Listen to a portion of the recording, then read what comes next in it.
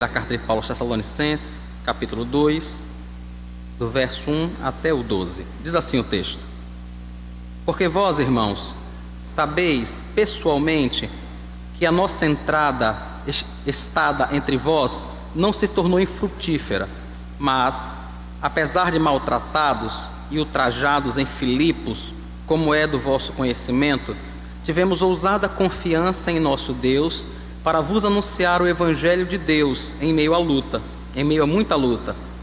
Pois a nossa exortação não procede de engano, nem de impureza, nem se baseia em dolo. Pelo contrário, visto que fomos aprovados por Deus, a ponto de nos confiar a Ele o Evangelho, assim falamos, não para que agrademos a homens, e sim a Deus, que prova o nosso coração. A verdade é que nunca usamos linguagem de bajulação, como sabeis, nem de intuitos gananciosos. Deus disto é testemunha. Também jamais andamos buscando glória de homens, nem de vós, nem de outros. Embora pudéssemos, como enviados de Cristo, exigir de vós a nossa manutenção, todavia, nos tornamos carinhosos entre vós, qual ama que acaricia os próprios filhos.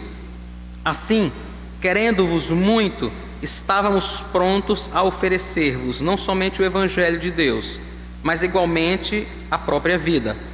Por isso que vos tornastes muito amados de nós, porque vos recordais, irmãos, do nosso labor e fadiga, e de como dia e noite, labutando para não vivermos à custa de nenhum de vós, proclamando o Evangelho de Deus. Vós e Deus sois testemunhas do modo porque piedosa, justa e irrepreensivelmente procedemos em relação a vós outros, que credes. E sabeis ainda de que maneira, como pai a seus filhos, a cada um de vós, exortamos, consolamos e admoestamos, para viverdes por modo digno de Deus, que vos chama para o seu reino e glória. Amém. Senhor, nós agradecemos ao Senhor pela Tua palavra, pela orientação do Senhor para a nossa vida.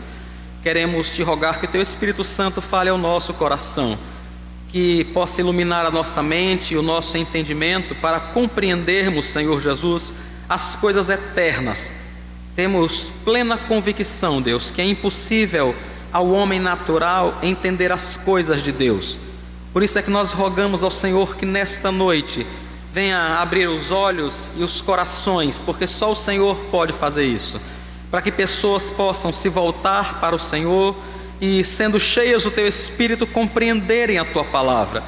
Edifica-nos, Deus, para a glória do Teu nome e para Teu louvor. Nós te oramos no nome de Jesus. Amém.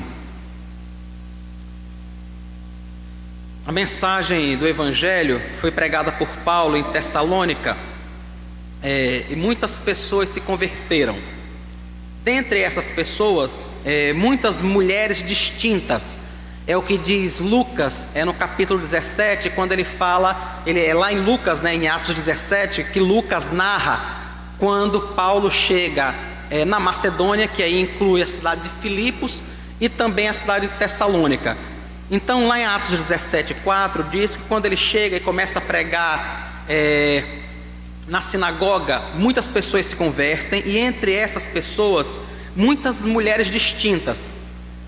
Acontece que naquela cidade havia muitos judeus, e eles ficaram um pouco espantados, um pouco receosos com isso, com receio de perder prestígio, de perder autoridade. A cidade de Tessalônica era uma grande cidade, era uma cidade que ficava no meio de uma rota comercial, e os judeus que ali residiam tinham um grande controle e um domínio muito bom sobre as pessoas. Eles controlavam a sinagoga. Quando aquelas mulheres se convertem e elas se voltam para Cristo, eles se veem um tanto ameaçados. Atos 17:5 conta o que eles fizeram. Movidos de inveja, trazendo consigo alguns homens maus dentre a malandragem, agitando a turba, alvoroçaram a cidade e, assaltando a casa de Jason, procuravam trazê-lo para o meio do povo. O apóstolo e os irmãos que o acompanhavam precisaram sair de Tessalônica às pressas. pois alguns judeus estavam liderando uma campanha contra eles, e isso oferecia risco à própria vida deles. Então a gente não sabe exatamente quanto tempo Paulo ficou em Tessalônica, mas ele precisou sair corrido por causa desse grupo de judeus que reuniram alguns homens, como diz aqui em Atos 17:5, alguns homens da malandragem, e ofereciam risco à própria vida deles. Então saíram Paulo, Silas e Timóteo corridos de Tessalônica. Bom, eles saíram, mas a mensagem ficou, e várias pessoas agora estavam convertidas. E os judeus da cidade, então agora, eles dividiram a campanha deles, o ataque deles, em duas frentes. Um grupo seguiu para Bereia, foram seguir Paulo. Paulo e Silas e Timóteo seguiram para uma cidade próxima chamada Bereia, e um grupo de judeus foi atrás dele. Imagine, foram lá em Bereia causar mais confusão e perseguir o apóstolo. Uma outra frente era na própria cidade de Tessalônica. Eles começaram a dizer mentiras e a difamar Paulo e os missionários. Vejam, irmãos, como eles eram astutos, né? Primeiro expulsaram Paulo da cidade. Quando o expulsa, manda um grupo persegui-lo aonde ele fosse, para fazer a mesma coisa. E o outro grupo que ficou em Tessalônica pensaram: nós vamos acabar com a imagem dele, nós vamos destruir a imagem dele. Já que nós não conseguimos matá-lo, já que nós não conseguimos atacar a vida dele, o físico dele, nós vamos atacar a sua idoneidade. Fazendo isso, a mensagem dele se perde. Pense na tática, e é claro que isso dá certo. Se você tentar mostrar que ele não tem uma boa motivação, que ele está fazendo aquilo de uma forma errada, que o objetivo por trás é um objetivo traiçoeiro, a própria mensagem de Paulo seria desmoronada. E é isso que essas pessoas fazem, que esses judeus que estão lá fazem. E eles fazem isso, irmãos, também se utilizando dos próprios romanos que habitavam naquela cidade, porque os irmãos que ali estavam, eles estavam dizendo que deveríamos adorar apenas a Cristo. E naquela época, os césares romanos também eram considerados como Deus, e eles mesmos exigiam para si adoração.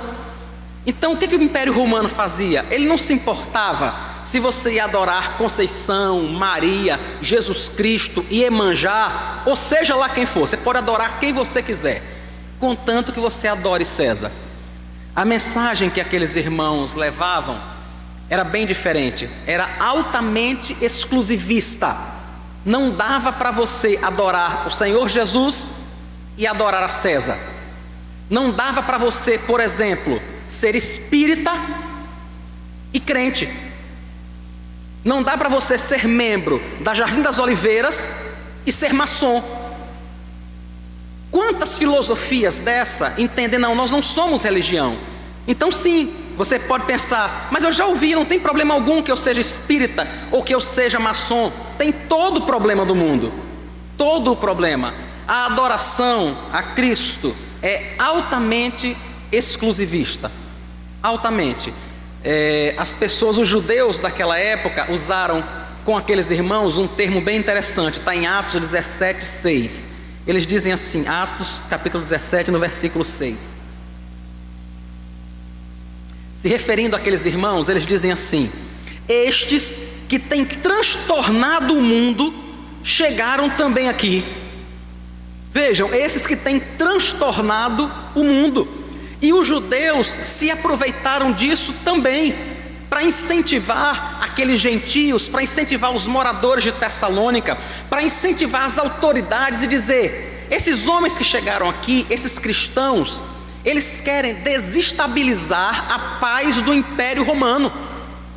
É isso que eles estão querendo fazer. Eles estão atacando diretamente aquilo que é a base do império. O império estava em paz, estava estável naquele momento. Eles diziam: a mensagem que eles estão trazendo já transtornou vários lugares, já causou muita confusão, e eles querem fazer a mesma coisa aqui. Paulo estava longe nesse momento, né? Ele já estava em Bereia. Depois ele vai continuar a viagem dele, mas ele precisava, irmãos, dizer alguma coisa àquela igreja que tinha acabado de nascer. E Paulo faz isso não porque ele tivesse muito amor à sua imagem, mas é porque nesse momento a defesa dele serviria para edificar aquela igreja. Quantas e quantas pessoas já tinham atacado Paulo e dito diversas coisas a respeito dele, e inúmeras vezes ele simplesmente ficou calado. Ele não precisava se defender. Nesse momento ele apresenta uma defesa, não por causa dos judeus, não porque ele quisesse conquistar a simpatia do Império Romano ou a simpatia daqueles que lideravam a cidade de Tessalônica. Ele faz isso porque ele precisava edificar a fé daquela igreja. Os irmãos podiam ficar em dúvida: será que é isso mesmo? Será que isso que esses judeus estão dizendo é verdade? E aqueles judeus estavam dizendo que Paulo, na realidade, Paulo, Silas e Timóteo, estavam naquela cidade com o objetivo de conquistar dinheiro e poder, e de conseguir fama, e de conseguir pessoas que os seguissem. E os irmãos de Tessalônica podiam pensar: mas não é isso que está acontecendo. Nós acabamos seguindo esse homem que veio até aqui. E então Paulo escreve na sua carta, essa parte inicial do capítulo 2, tentando mostrar a eles, na realidade, o que estava acontecendo e que não era nada disso. Por que é relevante a gente estudar esse tema? Algumas pessoas, irmãos, às vezes dizem assim: pastor, por que a gente precisa estudar, precisa ler, precisa falar sobre isso num culto de domingo à noite? Porque, irmãos, nós precisamos pregar toda a palavra de Deus, toda ela, de Gênesis a Apocalipse. Nós não temos como selecionar um texto e dizer: vamos usar esse texto porque ele é mais fácil de trabalhar, ele traz uma mensagem que talvez seja mais clara para a gente. Não temos como fazer isso. Se nós queremos ensinar a Bíblia, precisamos ensiná-la como um todo. Precisamos falar de tudo aquilo que ficou registrado para a nossa edificação. Então, por que estudar, por que pregar sobre a defesa de Paulo? Porque desde aquele momento, e mesmo antes de Paulo, já se levantaram muitos e muitos falsos profetas. O próprio Senhor Jesus falou sobre isso, irmãos, que muitos falsos profetas iriam se levantar. E a igreja precisa estar preparada para identificar quem é o falso profeta, para saber o que é que ele está ensinando, para poder repreendê-lo, para não ser levada por qualquer vento de doutrina. Algum tempo atrás, conversando com um amigo que é pastor, e ele disse: Eduardo, eu fico espantado como você passa, por exemplo, 5, 6, 7, 10 anos numa igreja, e aí você sai daquela igreja e vai para outra. Dentro de 3 meses, tudo aquilo que vocês viram juntos durante 8 anos, 5, 6 anos, agora já não é nada mais certo, está tudo contrário. E ele disse: eu fico pensando, o que é que foi ensinado? Ou tem 2 opções: ou a pessoa que estava ali ensinou tudo errado, ou os irmãos que estavam ouvindo nunca aprenderam. Porque como é que depois de 5 anos pregando numa igreja, caminhando com a igreja, o pastor morre, o pastor vai para outra cidade, sei lá, vai para algum lugar, e a prática da igreja muda completamente? Entenda, irmãos, se o que está sendo ensinado é o evangelho, não há por que mudar. Se é Eduardo que está falando, se é José ou qualquer um outro, porque é preciso que seja a palavra de Deus.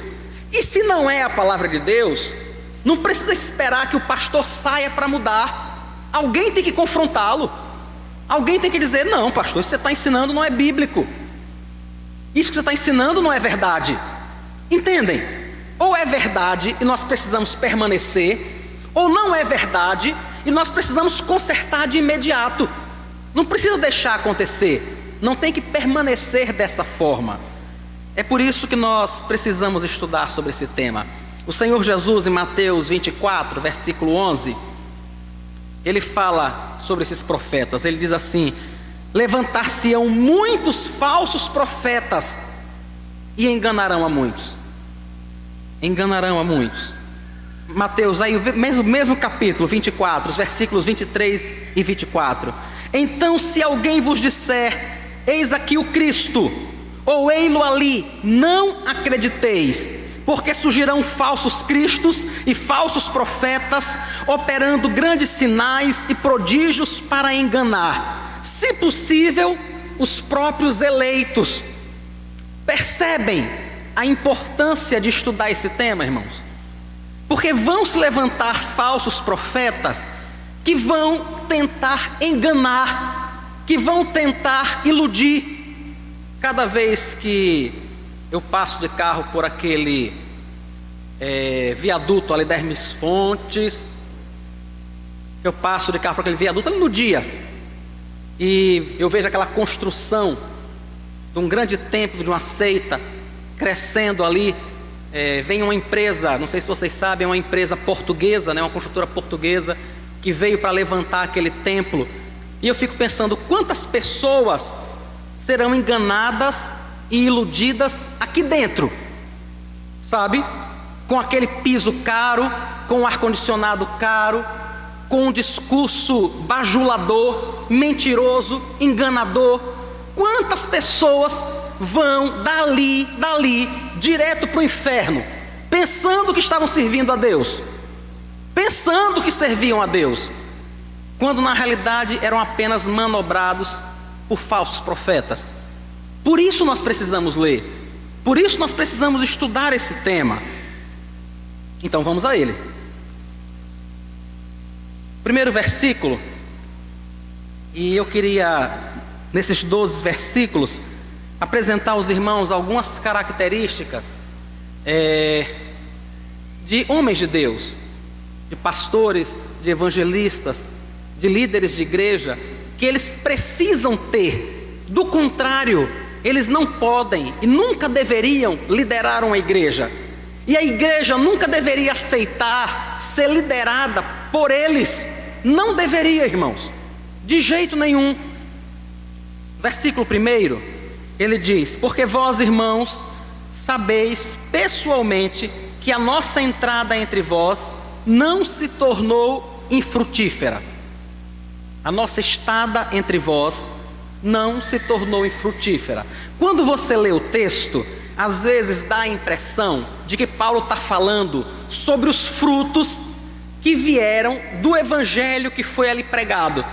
E isto realmente pode ser uma opção, mas a construção do texto dá a ideia, até pelos versículos seguintes, que o que Paulo está dizendo aos irmãos ali é: a nossa estada entre vós não foi infrutífera, porque nós levamos algo para oferecer a vocês. Nós não fomos aí, na realidade, subtrair. A nossa intenção não foi retirar, não foi receber alguma coisa de vocês, mas na realidade foi oferecer.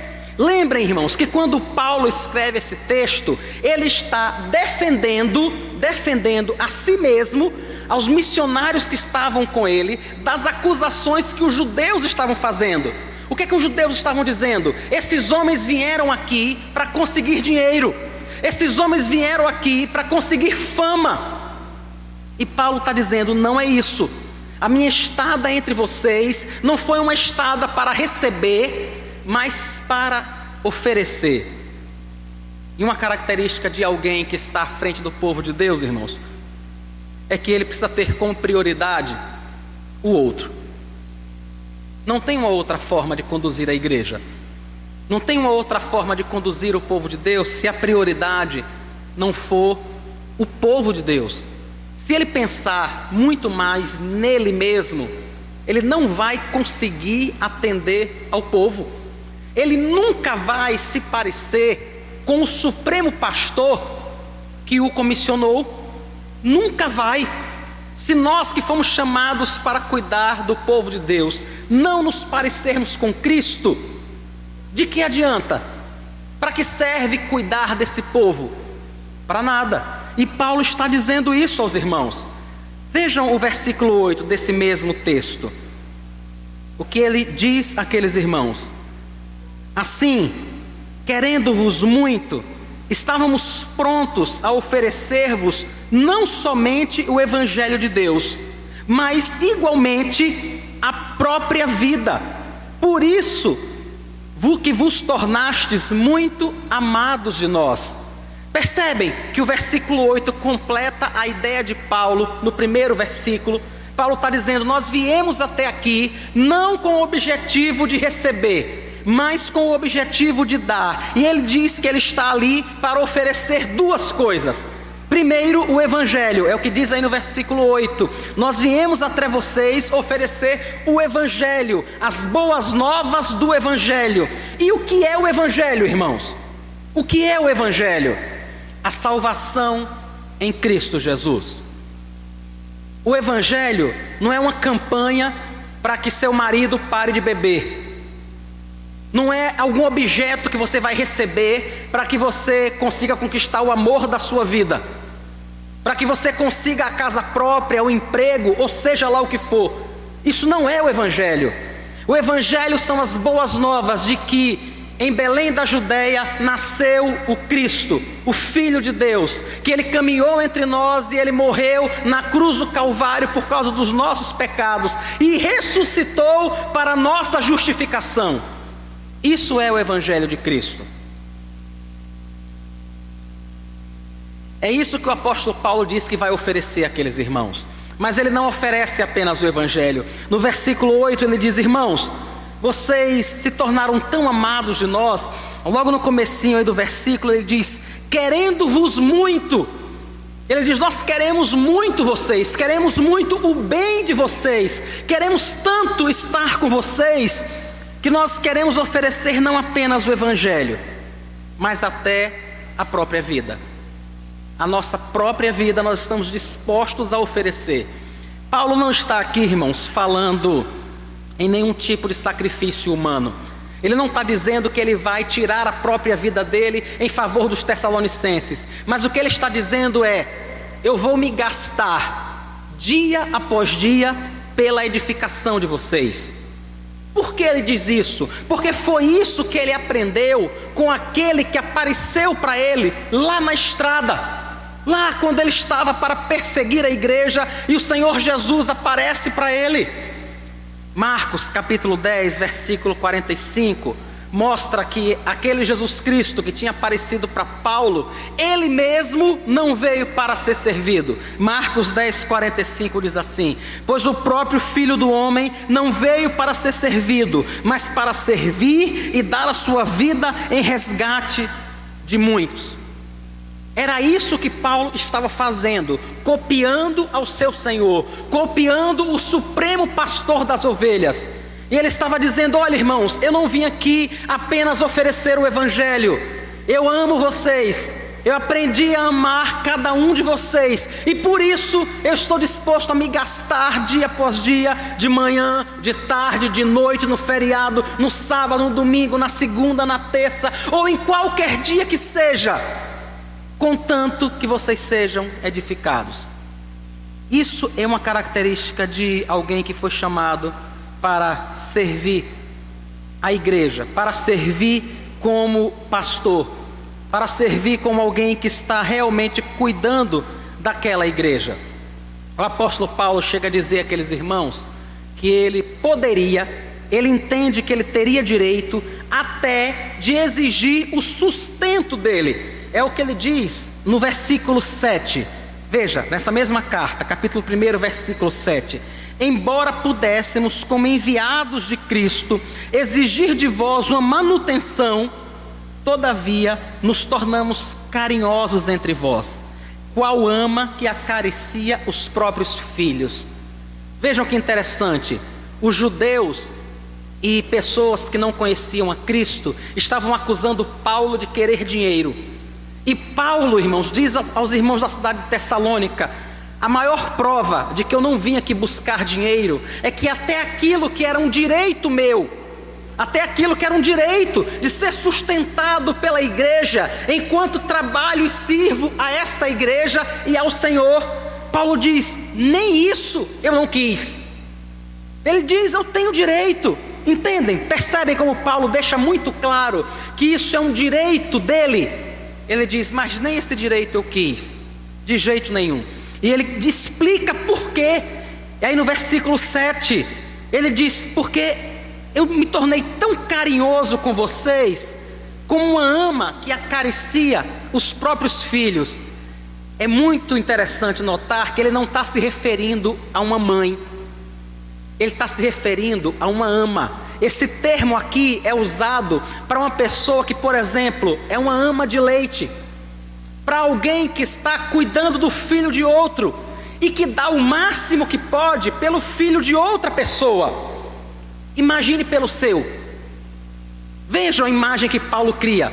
Paulo diz assim: olha, uma ama, alguém que começa a cuidar de uma criança desde novinha, ela trabalha na casa de alguém, cuidando do filho de alguém, e ela se afeiçoa, ela sente amor por aquela criança, e aquela criança cresce, e ela se sente quase que mãe daquela criança pelo amor que ela tem. Agora imagine o amor que ela tem pelo seu próprio filho.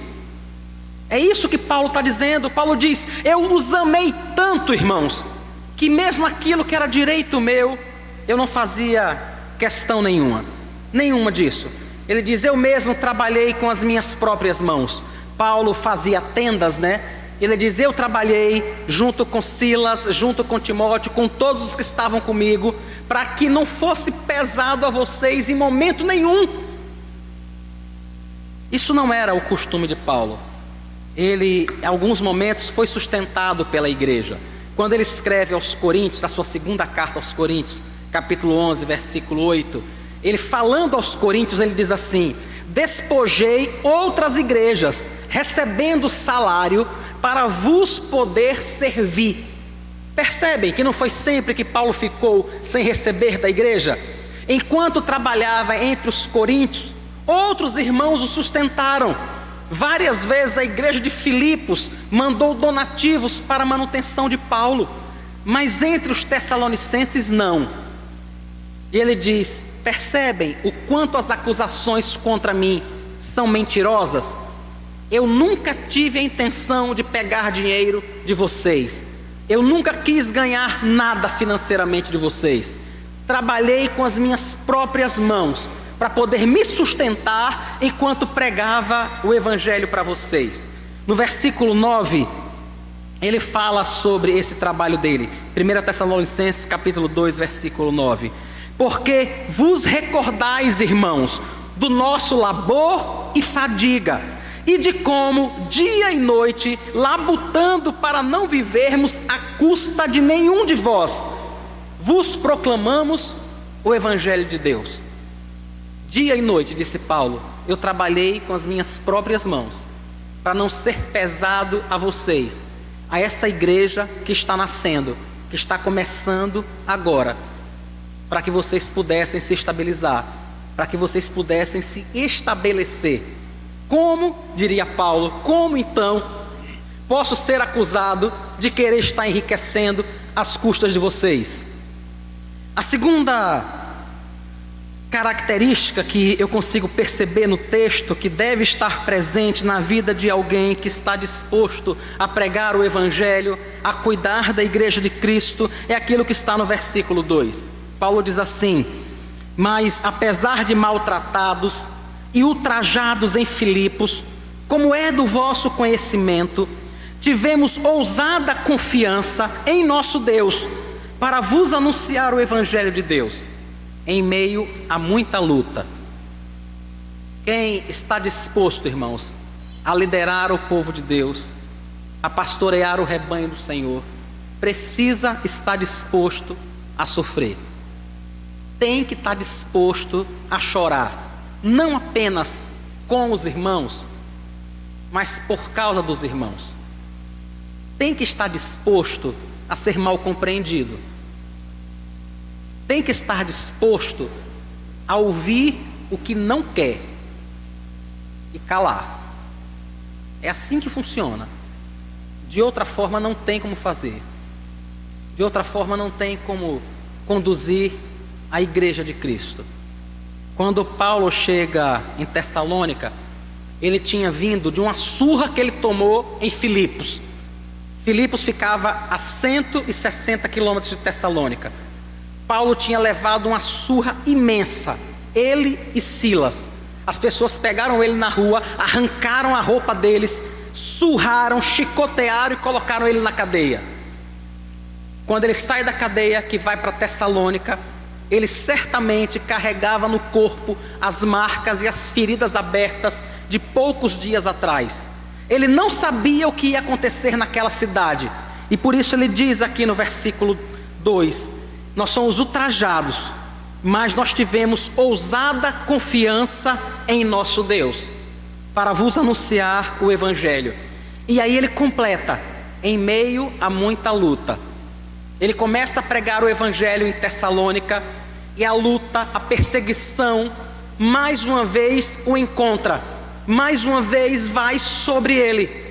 Imaginem, irmãos, imaginem se Paulo não estivesse disposto a sofrer, se ele poderia pregar o Evangelho.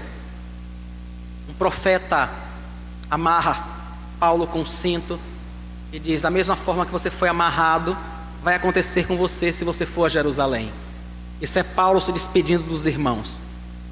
E Paulo olha para os irmãos ali presentes e diz aos irmãos: irmãos, eu não sei o que me aguarda em Jerusalém, não sei, a não ser cadeias e prisões, mas eu não tenho a minha vida em nada por preciosa, contanto que eu cumpra o meu ministério e entregue a mensagem que eu recebi do Senhor. Era essa a disposição no coração de Paulo. Tem que ser essa a disposição no coração de quem quer pregar o Evangelho. Qualquer pessoa, irmãos, que estiver disposta a falar do Evangelho e na primeira cara feia ele dizer: eu não fico mais aqui, e na primeira vez que alguém disser: você é mentiroso, você é feio, você é isso, você é aquilo, se ele não estiver disposto a permanecer, é muito pouco provável que ele tenha sido chamado para pregar esse Evangelho. Muito pouco provável. Os profetas do Antigo Testamento foram todos perseguidos. O Senhor Jesus, o nosso grande mestre, o nosso Senhor, o nosso Salvador, o nosso exemplo, foi perseguido e pregado na cruz. Os apóstolos que vieram depois dele foram perseguidos. Pedro foi crucificado de cabeça para baixo. O apóstolo Paulo foi esquartejado. João, já idoso, foi abandonado numa ilha. De lá para cá, inúmeros e inúmeros irmãos foram perseguidos e perderam a sua vida. Quem não estiver disposto a viver dessa forma, não tem como servir ao Senhor, não tem como liderar a igreja de Cristo, não tem como. E o apóstolo Paulo tinha plena consciência disso. Por isso é que ele diz: eu sofri, foi no meio de muito sofrimento que eu apanhei lá em Filipos, que eu sou perseguido aqui, que eu fui perseguido em Bereia. Mas ele não estava disposto a desistir, porque ele foi chamado por Cristo. Uma terceira característica está nos versículos 3 a 6. Diz ele: pois a nossa exortação não procede de engano, nem de impureza, nem se baseia em dolo. Pelo contrário, visto que fomos aprovados por Deus, a ponto de nos confiar Ele o Evangelho, assim falamos, não para agradar a homens, e sim a Deus, que prova o nosso coração. A verdade é que nunca usamos de linguagem de bajulação, como sabeis, nem de intuitos gananciosos. Deus disto é testemunha. Também jamais andamos buscando glória de homens, nem de vós, nem de outros. Alguém que queira servir a igreja de Cristo, irmãos, precisa amar as pessoas, e amar muito, e precisa estar disposto a se doar, como disse o próprio Paulo, doar inclusive a sua própria vida, se isso for necessário. Mas como parte desse amor, como parte desta doação, ele precisa o tempo todo não temer a homens. Ele precisa constantemente não ter receio de falar aquilo que está na palavra de Deus. Ele precisa ter coragem de confrontar quem quer que seja, desde que seja em amor, desde que seja com a Bíblia na mão. Mesmo que aquela pessoa talvez olhe para você e diga assim: você não tem amor, senão você não estaria me dizendo isso. Eu nunca mais vou na sua igreja, eu vou para a igreja de fulano. E aí você responde: que o Senhor te permita que você sirva lá. Você não precisa servir aqui, você pode servir lá, você pode servir em qualquer outro lugar, mas você tem que servir de verdade. Não adianta você estar no hall de membros da nossa igreja, mas nunca sentar aqui nesse auditório. Não adianta você dizer que é membro da Igreja Presbiteriana do Jardim das Oliveiras, mas nunca aparece lá. Se ao ser confrontado você ficar com raiva de mim e resolver que vai congregar em outro lugar, glória a Deus, porque você vai congregar. Porque aqui você só enfeita uma lista. Aqui você não congrega. Não adianta. Glória a Deus que você congregue mesmo, que você vá adorar o Senhor em outro lugar, mas que você o adore. Foi para isso que você foi criado. É preciso, irmãos, que seja dito aquilo que o Senhor Jesus diria para a edificação de cada um de nós. Se a pessoa que está à frente da igreja estiver buscando aceitação, estiver buscando reconhecimento, estiver buscando amizade, talvez ele não consiga ser a voz de Deus. Talvez mesmo sem querer, ele acabe se tornando um falso profeta. Mesmo sem querer, por causa do suposto amor, carinho, ou seja lá o que for.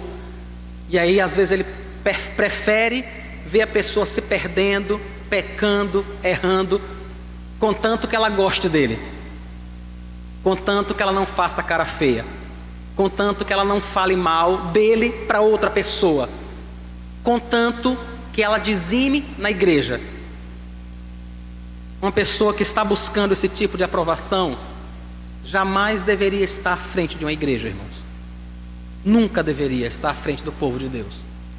Ele sabe que ou ele vai atender a Cristo, ou ele vai atender outras pessoas.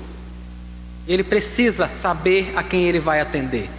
No dia que surraram a Pedro e a João, porque eles estavam falando de Cristo, lá em Atos, eles vão ao templo, à hora da oração, e havia um homem ali naquela porta. Eles oraram por aquele homem, ele foi curado, e ele começa a pregar o nome de Jesus.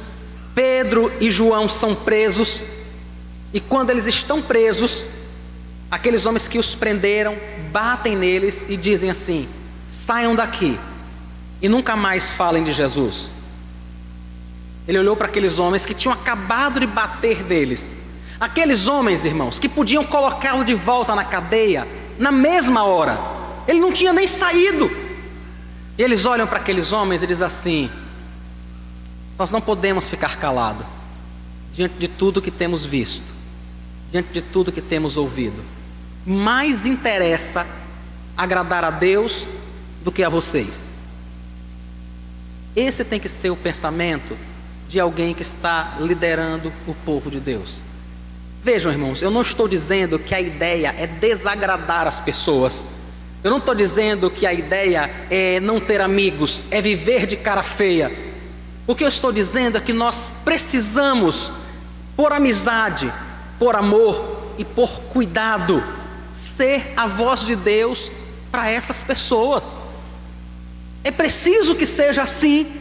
E eu sei que algumas vezes você vai ter a mão mordida por aquele que você tenta alimentar. Eu sei que vai acontecer isso, que às vezes a pessoa vai estar sofrendo tanto ou vai estar tão cega pelo pecado, que quando você confrontar essa pessoa, ela vai te destratar, ela vai te ofender, ela vai dizer coisas que não são verdade. Mas não dá para desistir. Não tem como desistir. É como Pedro e João disseram àqueles homens: mais importa obedecer a Cristo do que a vocês. Uma quarta e última característica: é preciso que a pessoa que foi chamada para liderar o povo de Deus seja um santo. Simplesmente santo. Não é outra coisa não. Veja o que Paulo escreve na sua primeira carta aos Tessalonicenses, capítulo 2, versículo 10. Ele diz assim: vós e Deus sois testemunhas do modo porque piedosa, justa e irrepreensivelmente procedemos em relação a vós outros que credes. Percebem qual é o procedimento do apóstolo Paulo? Piedoso, justo e irrepreensível. Não pode ser de outra forma, irmãos. Não pode ser de outro jeito. Eu sei, você vai dizer assim: então você está dizendo que o pastor não é gente, não? É gente sim. E não é só o pastor que tem que viver de forma piedosa, justa e irrepreensível. Qualquer um de nós, irmãos. Quem aqui, me diga, quem aqui acha que não tem que viver dessa forma?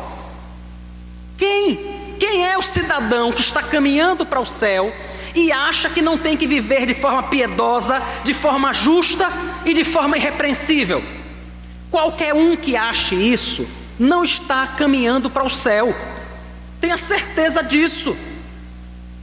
Mas se todos nós temos que andar desta forma, muito mais alguém que lidera a igreja. Alguém que lidera a igreja, irmãos, ele não tem apenas que ser santo, ele tem que parecer santo. Entendem isso? Não é só ser, ele tem que parecer, ele tem que demonstrar, os atos têm que externar isso. Às vezes as pessoas dizem assim: mas por que o pastor tem que ser assim? Ou tem que dizer essas coisas, ou tem que andar com esse tipo de roupa, ou tem que fazer aquilo, porque é pastor, porque é assim. Não tem outro jeito, irmãos. Não tem outra forma. Nós estamos no Nordeste, e aqui é quente para burro, como todo mundo sabe. Talvez se dependesse de mim, eu só andasse de bermuda e chinelo. Eu amo andar de bermuda e chinelo. É um negócio lindo, maravilhoso. Tem uma gaveta lá no meu guarda-roupa que tem umas 10 bermudas, porque eu gosto de bermuda. Eu só não uso. Aí eu compro e digo: nessa aqui eu vou usar um dia, aqui ou ali. Mas eu sei o quanto isso não é natural.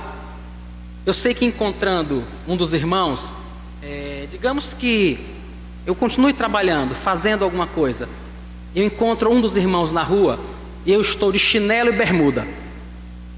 Na sua cabeça você pensa assim: não, o pastor está trabalhando. É isso que você pensa? Não é. A primeira coisa que você pensa é: aproveitando o dia, pastor? Está de folga hoje, né? Não tem pecado nenhum numa bermuda, não. Não tem não, irmãos. Mas o que eu estou dizendo a vocês: aquele que lidera a igreja, ele não pode só ser santo, ele tem que parecer. Ele precisa parecer. Isso precisa estar muito claro. Ele precisa carregar o fardo de ser o exemplo. Não tem outro jeito.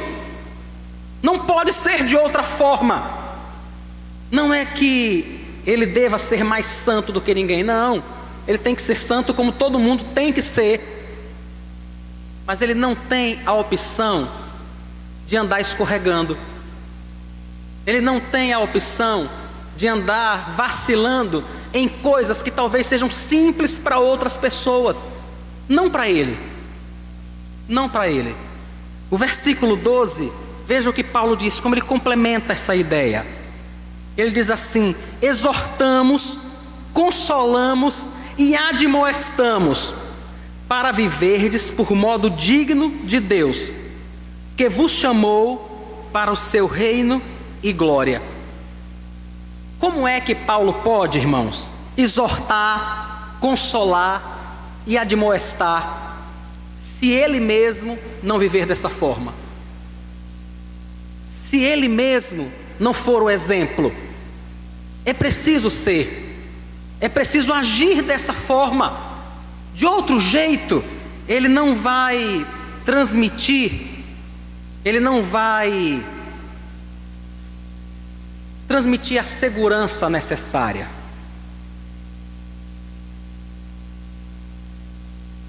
Nesses tempos modernos, aonde a verdade é tão relativa, algumas pessoas me perguntam assim: não, pastor, mas se fosse de outra forma, se a vestimenta fosse outra, se o vocabulário fosse outro, será que isso iria afetar a mensagem? E eu fico sempre lembrando de uma historinha de Kierkegaard. Ele conta que em uma determinada cidade se instalou um circo, e em uma determinada apresentação o circo estava começando a incendiar e os palhaços já iam entrar no picadeiro. E naquele momento todo mundo do circo se espalha para ir pela cidade dizendo que eles tivessem cuidado, que eles saíssem, que eles se preparassem, porque estava acontecendo um incêndio. Acontece que ninguém ouvia os palhaços. Não é porque não era verdade, não é porque a mensagem não era urgente, não é porque a mensagem não era sério, é porque eles estavam vestidos de palhaço. É só por isso, irmãos. E a mensagem é afetada por quem está transmitindo, pelo mensageiro, pelo modo que ele apresenta, pelo jeito que ele é. Quantas e quantas pessoas disseram a mim assim: o pastor Caio Fábio caiu e eu joguei todos os livros dele fora. O que Caio Fábio escreveu era verdade, irmãos, era a mais pura verdade. Mas aí ele vacila, ele erra, logo as pessoas pensam: a mensagem dele também estava errada, ele não tem autoridade para me dizer o que estava dizendo.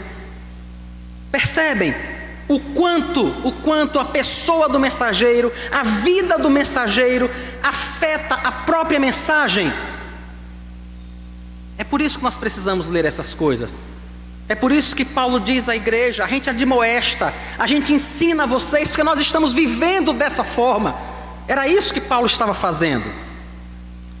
Com base nisso, deixa eu dar alguns conselhos a vocês e a mim também.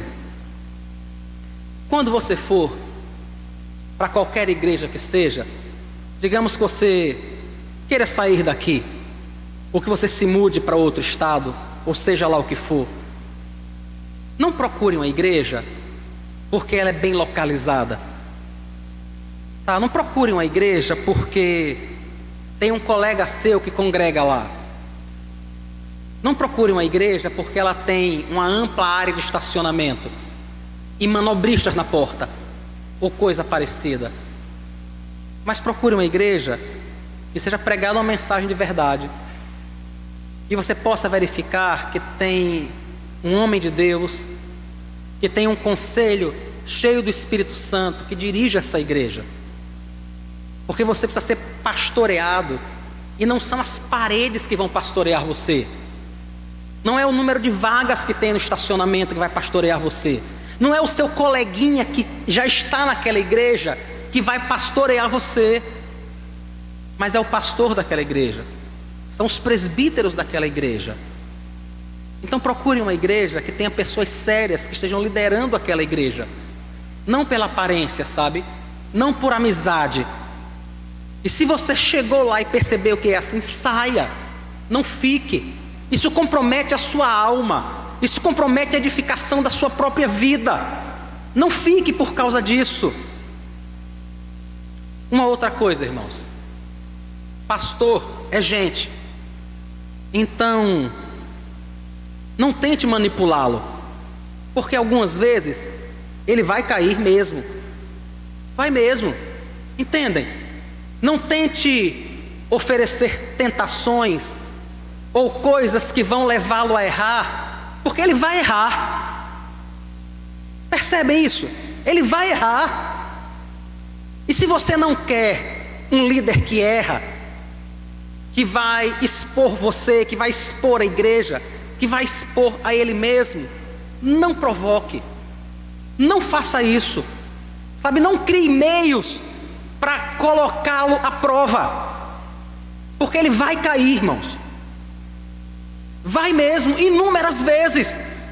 O que nós precisamos fazer na igreja não é colocar as pessoas à prova, mas é proteger um ao outro. É muito diferente disso. Entendem? Que é bem diferente disso. A ideia não é, eu vou testar o pastor nisso. Não. Isso é uma ideia que vem do quinto dos infernos, irmãos. Não tenha dúvida disso não. A ideia não é, eu vou provar. A ideia é, eu vou proteger. Eu vou amparar. Eu vou sustentar. Porque é assim que nós precisamos fazer uns com os outros, sabe? A ideia de provocar, de tentar colocar em uma situação difícil, inúmeras vezes você vai vê-lo cair, vai ver mesmo, irmãos. E depois você vai fazer o quê? Diga aí, o que é que você faz com isso depois? Depois você vai dizer assim, ó irmão, eu fiz isso e o pastor realmente caiu. Vai cair mesmo, porque pastores e presbíteros são gente exatamente como você. Um outro conselho que eu queria lhe dar: quando um pastor, quando o presbítero da igreja conversar com você sobre algo que precisa ser mudado, não pense que tem alguém te perseguindo, não. Sabe, não ache que alguém está perseguindo você. Porque algumas vezes as pessoas dizem assim, ô pastor, e por que você não fala com fulano também? E por que você não diz a cicrano? E a gente tem que perguntar, quem disse a você que eu não falei? Não é? Porque a pessoa muitas pergunta de imediato, por que você não diz isso a fulano? Ela nem sabe. E na realidade, no momento de fazer isso, a pessoa quer tirar o foco dela. Só que se você não fizer isso, se o pastor não pastorear você, não cuidar de você, você vai se perder, você vai continuar pecando, você vai continuar errando. Sabia disso? Isso não vai ser bom para você. Um pastor, um presbítero que o tempo todo vai passar a mão na sua cabeça. Não, é verdade, irmão, é verdade, irmão. Tem que passar a mão na cabeça, mas tem que dizer, é mentira, não é assim que se age, não. Está errado, não é assim que funciona. Não pode ser dessa forma. Porque essa pessoa, irmãos, está cuidando da sua alma. Nós somos brasileiros também. E como brasileiros que somos, o que nós mais gostaríamos de fazer muitas vezes era de varrer para debaixo do tapete essas coisas. Era varrer para debaixo do tapete essas coisas.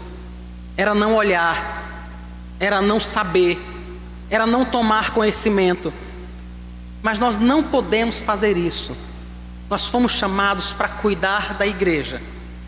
Um pouco antes de começar o culto, eu estava ali conversando com Solange e contando um caso a ela, e estava dizendo que uma pessoa me procurou, contou algo, e eu disse a essa pessoa, olha, nós temos que fazer assim, assim, assim.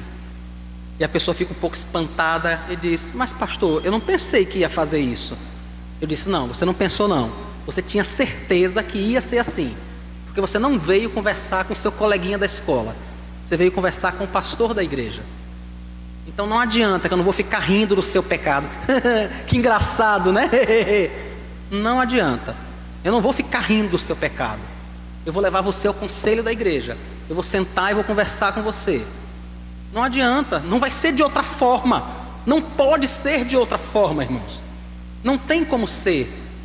Nós precisamos ser pastoreados como somos pastoreados pelo próprio Cristo. É o Senhor quem cuida de nós. Então, que o Senhor abençoe sua vida, viu?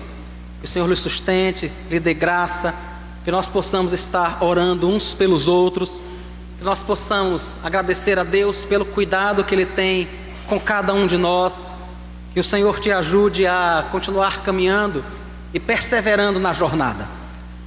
Que você possa, irmãos, encontrar no conselho dessa igreja pastores que querem cuidar de você.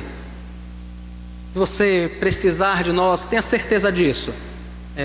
Eu, o Wellington, o Enoque, vamos fazer o que estiver ao nosso alcance para cuidar de você, porque fomos chamados por Deus para fazer isso, e vamos prestar contas a Ele, tá certo?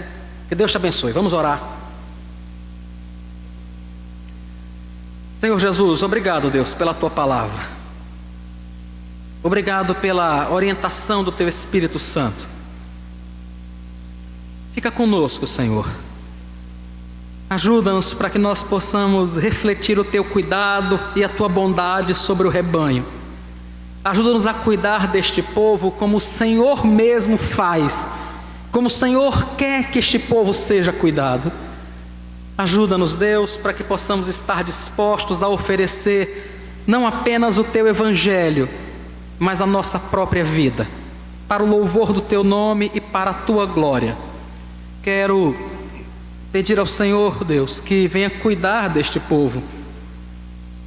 O Senhor sabe que nós somos limitados, pequenos e fracos, e quantas vezes não conseguimos fazer tudo o que deveríamos fazer. Quantas vezes, Deus, não conseguimos ligar para todos que deveríamos ligar. Não conseguimos visitar todos os irmãos que deveriam ser visitados. Tenha misericórdia de nós, Pai. Nos sustenta por Tua graça, nos anima, nos dá força, Senhor Jesus, para que mesmo em meio ao cansaço, mesmo, Senhor Jesus, em meio à luta, nós possamos fazer aquilo que o Senhor faria, porque nós representamos o Senhor, Pai. Nós te oramos agradecidos, Pai querido, pelo tão grande privilégio de pastorear a Tua igreja. E pedimos ao Senhor que nos guarde, Jesus, de envergonharmos o Teu nome, de envergonharmos a Tua igreja, mas que possamos ser instrumentos, Senhor, usados para a Tua glória e para o louvor do Teu nome. Nós te oramos no nome de Jesus, Pai. Amém.